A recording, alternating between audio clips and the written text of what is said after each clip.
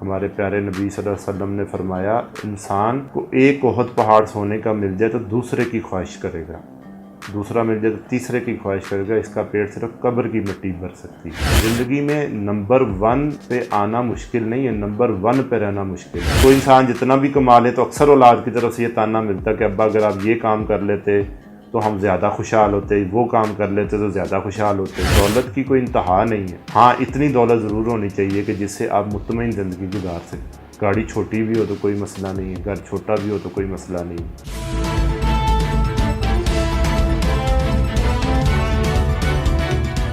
اعوذ باللہ من الشیطان الرجیم، بسم اللہ الرحمن الرحیم۔ دوستو، آج یو ٹی وی کے پلیٹ فارم سے جو میں ٹاپک لے کر آیا ہوں وہ ہے سٹریس، پریشانی۔ ہر بندہ کہتا ہے جی میں پریشان ہوں، کوئی کہتا ہے جی میں مال کے لیے پریشان ہوں، کوئی کہتا ہے جی میں اولاد کے لیے پریشان ہوں۔ اگر کوئی امیر ہے تو اس کو مزید امیر ہونے کی فکر ہے، اگر کوئی غریب ہے تو اس کو روٹی کی فکر ہے۔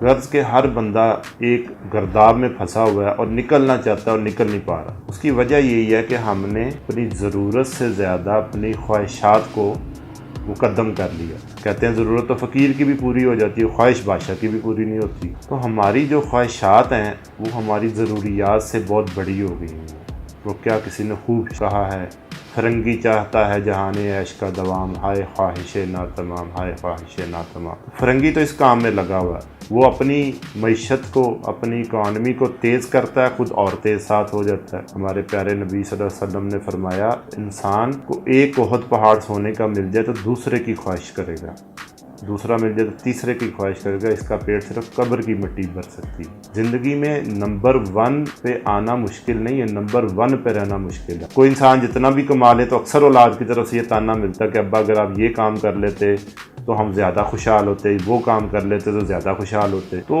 میں یہ سمجھتا ہوں کہ دولت کی کوئی انتہا نہیں ہے، ہاں اتنی دولت ضرور ہونی چاہیے کہ جس سے آپ مطمئن زندگی گزار سکیں۔ گاڑی چھوٹی بھی ہو تو کوئی مسئلہ نہیں ہے، گھر چھوٹا بھی ہو تو کوئی مسئلہ نہیں ہے۔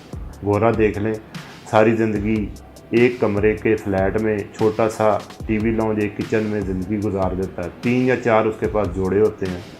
شادی پر وہ کرائے کا لباس لے کر پہنتا ہے۔ ہمارے شادی پر بھی اتنی رسومات ہوتی ہیں کہ نہ چاہتے ہوئے بھی لاکھوں روپیہ لگ جاتا ہے۔ حضور صلی اللہ علیہ وسلم کی واضح حدیث ہے کہ جائیدادیں اور جگیریں مت بناؤ ورنہ دنیا کے ہو کر رہ جاؤ گے۔